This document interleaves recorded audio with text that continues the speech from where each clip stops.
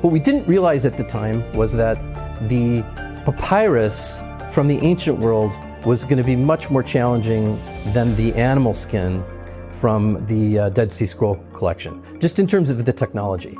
That turned out to be a huge challenge that, that stalled us for a while, and then we became reinvigorated because of the success of the scroll from En-Gedi.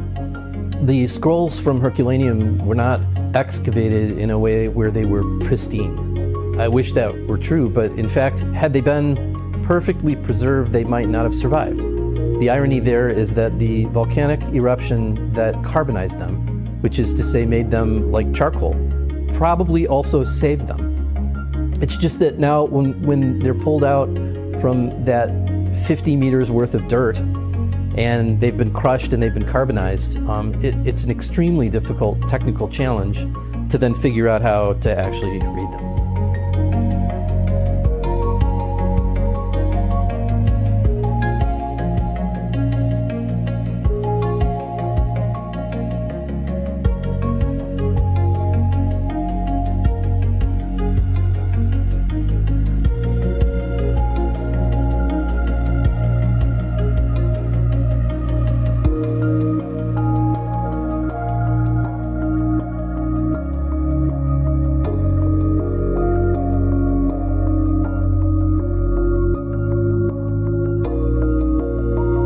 The first thing we tackled was something that was really commonly misunderstood, and that is that it would be impossible using X-ray to see ink that is of the chemistry of the Herculaneum ink. We put the ink from Herculaneum, an approximation, on examples that we could scan and then observe.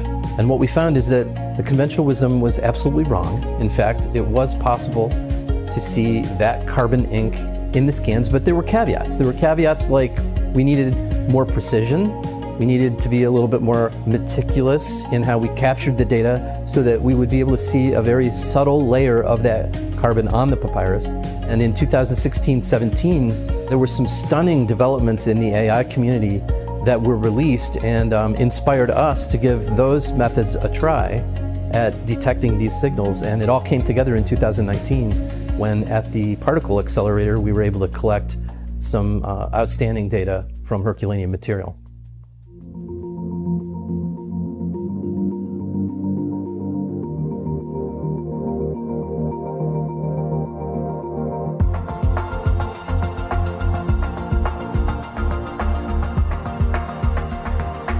What the Vesuvius Challenge, which is a competitive prize, allowed us to do was to enlist over 1,000 research teams to work on a problem that normally we would only have 5 people working on.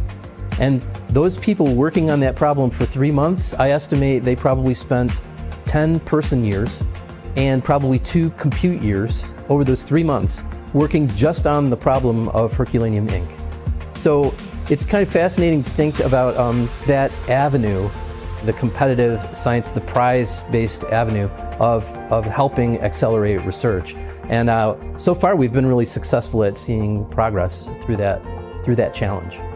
Probably in the 20th century, the biggest revelation of text from the ancient world was the Dead Sea Scroll collection from the 1940s and 50s. I think revealing Herculaneum with the size of that corpus in the 21st century would be the biggest discovery from the ancient world. I think there's a huge emotional component to that is powerful and also can really inspire people to not only learn and apply the science, but understand us a little bit better and understand our history. And so I've become really fascinated and intrigued by what heritage science is going to do in the coming decades. And if I can play a role here at UK in bringing that to students and also bringing that programmatically to what we do, that's what I want to do.